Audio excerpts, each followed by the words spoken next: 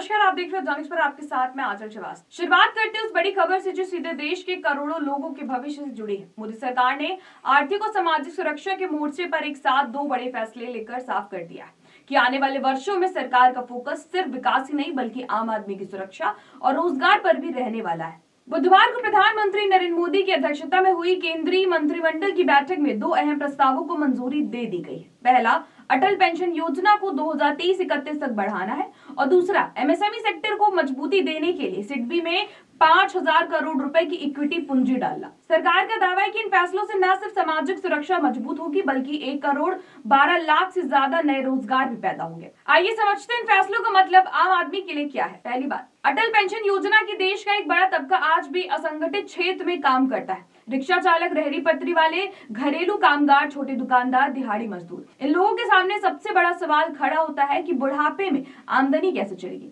इसी चिंता को दूर करने के लिए साल 2015 में अटल पेंशन योजना की शुरुआत की गई थी।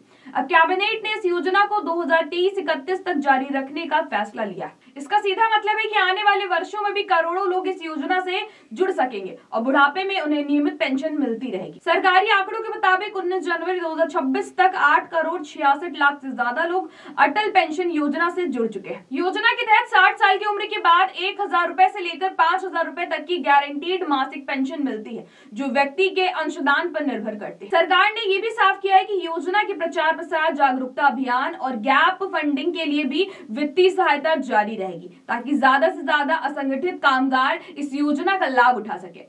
यानी साफ शब्दों में कहें तो सरकार बुजुर्गों की आर्थिक सुरक्षा को लेकर कोई जोखिम नहीं लेना चाहती है।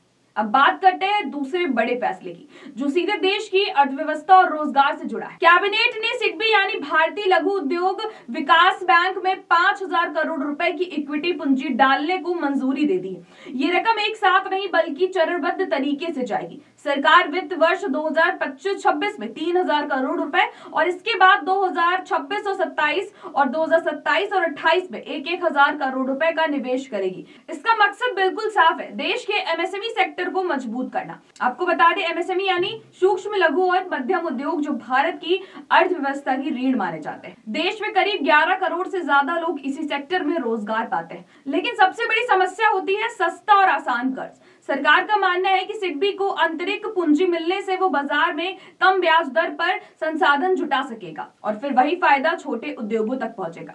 इससे एमएसएमई को कम लागत पर लोन, बेहतर क्रेडिट सुविधा और विस्तार का मौका मिलेगा। रोजगार के मोर्चे पर भी बड़ी उम्मीद। सरकार के मुताबिक इस फैसले का सबसे बड़ा असर रोजगार पर पड़ेगा।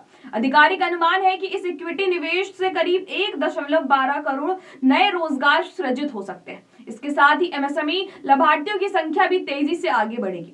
वित्त वर्ष 2025 के अंत तक जहां लगभग 76 लाख एमएसएमई को वित्तीय सहायता मिल रही थी, वहीं 2028 तक ये संख्या बढ़कर 1 करोड़ 2 लाख तक पहुंचने की उम्मीद है। इसके अलावा करीब 25 लाख से ज्यादा नए उद्यमी सिस्टम से जुड़ेंगे, यानी छोटे शहरों, कस्बों और ग्रामीण इलाकों में आर्थिक गतिविधियां तेज होंगी। तो कुल मिलाकर क्या कहती है सरकार की नीति? इन दोनों फैसलों को अगर एक साथ देखिए तो तस्वीर साफ नजर आती है।